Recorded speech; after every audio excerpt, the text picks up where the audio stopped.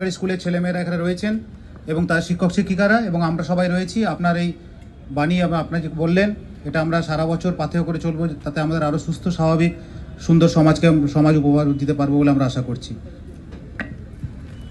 Thank you sir.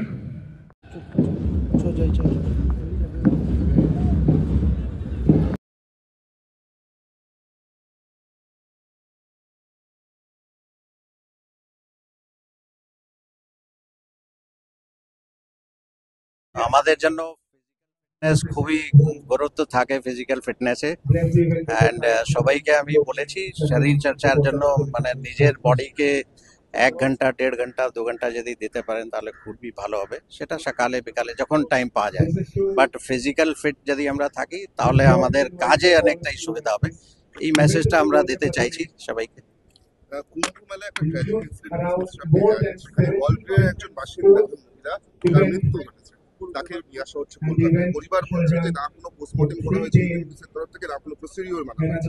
আপনারা কি কোনো রকম কোনো এই বিষয়ে? কলকাতা পুলিশের টিম ওখানে গিয়েছে, ওদের সঙ্গে কথা বলে যা যা করণীয় আছে সেটা করা হবে। কলকাতা পুলিশের টিম বাড়িতে গেছে? হ্যাঁ, গিয়েছে একটা টিম আমাদের।